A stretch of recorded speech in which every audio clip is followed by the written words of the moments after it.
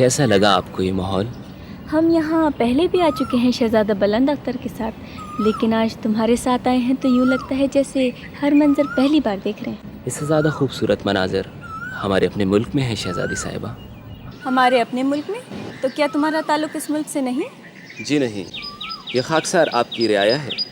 ओह, तो क्या ये बात अजब नहीं कि हमारे मुल्क का जौहर काबिल सरहदों के पार नज़र आ रहा है? खुशबू, हवा और परिंदों की कोई सरहद नहीं होती, मगर यकीन कीजिए इस नाक़दरी के बावजूद मुझे अपने मुल्क की सरज़मीन सबसे ज़्यादा अजीज़ है। तो यहाँ कैसे चले आए तुम? खुदा जाने इस मुल्क के बादशाह सलामत को किस तरह ये खबर हो गई कि हमारे पास कुछ बड़े मंसूबे हैं। उन्होंने कदर अफजाई के लिए मुझे यहाँ तलब फरमा लिया। आज ही रुखसत हो रहा हूँ मैं।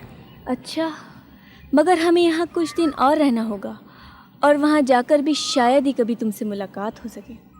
मगर यहाँ भी आदाब शाही का पूरा लिहाज है मुझे, और कुछ नहीं तो एक फूल की नज़र तो गुजार ही सकता हूँ मैं।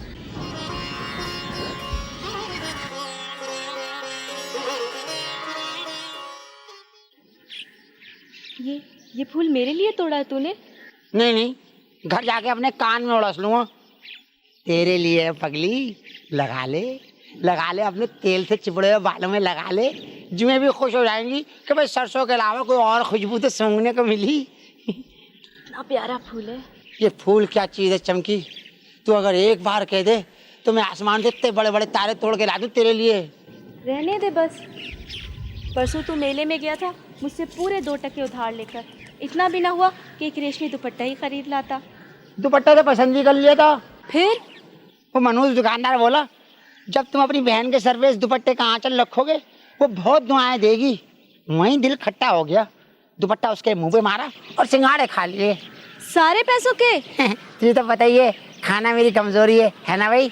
बस 2 ही तेरी कमजोरियां हैं, खाना और उधार। गरीबी का ताना मत दियो चमकी, तू देख लियो एक दिन वो आएगा मैं बहुत बड़ा आदमी बनूंगा, फिर तुझ जैसी कनीज़ें मेरे आगे पीछे होंगी। बख्तू भाई बख्तू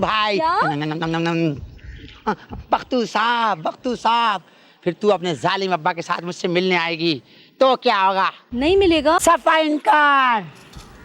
तू है जुलाई की बेटी, मैं बड़ा आदमी, दामन झटक के चला जाऊंगा मैं। अल्लाह माफ करना भाई। खालू। क्यों बे, क्या हो रहा है ये? यहाँ कैसे आ गए तुम दोनों? यहाँ पैदल। बताना चमकी कैसे आए, क्यों आए? क्यों आए मुझे क्या पता। नहीं हम यूँ आए कि पता है क्यों? बड़े दिनों से उस पेड़ पे एक परदेसी उल्लू आया हुआ है, ऐसा प्यारा ऐसा खूबसूरत। मैंने चमकी से कहा भाई चमकी देखा है जाके, बड़े दिनों से कोई दूसरा उल्लू देखा नहीं है ना भाई? ये सोटा देख रहा है तू? इतना मारूंगा कि खाल खींच लूंगा।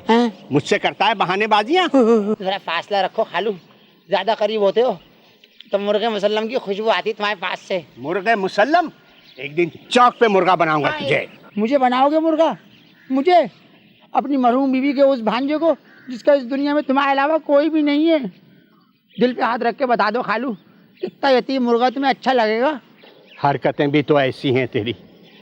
मैंने तुझे अपने कारखाने में कपड़ा बुनने पर लगाया, वो काम नहीं हुआ तुझसे। फिर तुझे लोहार खाने में नौकर कराया, वहाँ भी मार खाता है। आखिर तू करेगा क्या? मैं शादी करूँगा खालू। क्या? मैं चमकी से शादी करूँगा, है ना भाई? अब भी वक्त है खालू, बेटी का पैगाम दे दो मुझे। क्या बक रहा है? लड़की वाले भी पैगाम देते हैं कहीं।